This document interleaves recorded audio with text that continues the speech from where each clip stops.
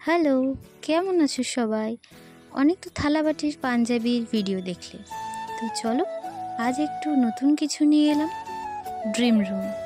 সবারই একটা স্বপ্ন থাকবেই, নিজের একটা ঘর হবে, নিজের মতো করে সাজানো হবে। হ্যাঁ, তেমনই অনেক দিনের স্বপ্ন ছিল একটা রুম হবে যেখানে আমি নিজের মতো করে সাজাবো, নিজের পছন্দের কাজ করব। রুমের সমস্তটাই আমার ছোঁয়া থাকবে। অনেক দিনের প্রচেষ্টায় আজ আমার স্বপ্ন পূরণ হলো। আমার পছন্দের একটা ঠাকুরঘর। আগে ঠাকুরঘর ছিল না সেটা না, যেটা ছিল সেটা আমাদের অনেক পুরনো একটা ঘরের মধ্যে, কিন্তু এটা একটা জায়গায় করা রয়েছে। আজ এই ঠাকুরঘরে আমাদের ঘরের সুন্দর ঠাকুরগুলো প্রতিষ্ঠা করা হবে।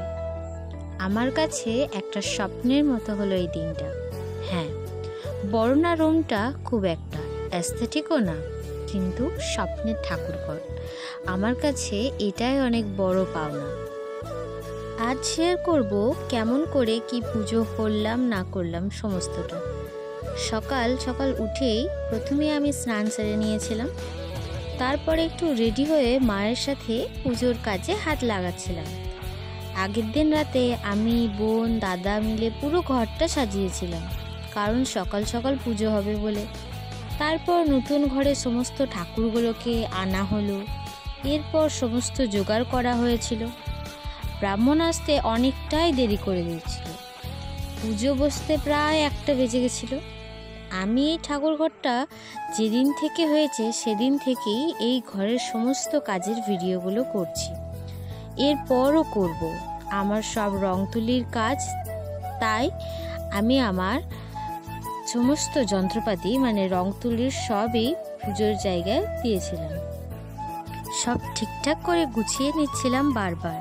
আমার গোপালের শখ অনেক ছোট থেকেই ছিল, কিন্তু পড়াশোনা আর কাজের চাপে নেওয়া হয়ে ওঠেনি। গোপালের অনেক নিয়ম আছে বাড়ির সবাই বলে, কিন্তু আমার একটা ছোট্ট গোপাল আছে, ওই ফ্রেমটায় ওটাই আমি পুজো করিয়েছি। আজকে আমার শখ করে আমি পায়েস ভোগও দিয়েছিলাম। এবার ঘরের পুজো বলে কথা, প্রায় 4টে বেজে গেছে পুজো করতে। সেদিন গুরু পূর্ণিমা ছিল, বিশেষ একটা দিন। তারপরে হোম হলো, তারপরে পুজো সম্পন্ন হলো। দুপুরে তেমন কিছু খাওয়া দাওয়ার সুযোগ করা হয়নি, তাই রাত্রিবেলায় আমরা একটু ছোট করে আয়োজন করেছিলাম। আমরা কয়েকটা ছাত্রছাত্রী আর গ্রামের কয়েকজনকে বলেছিলাম একটু খাওয়ার জন্য। তেমনই কিছু আয়োজন করা হয়েছিল। একটু চেষ্টা করেছি নরনারায়ণ সেবা করার। লুচি, চানা পনির, কাশ্মীরি আলুর দম, মিষ্টি, চাটনি, পাঁপড় এটুকুই করা হয়েছিল। তারপরে রাত্রে সবাইকে খাইয়ে আমরাও খেয়ে নিয়েছিলাম।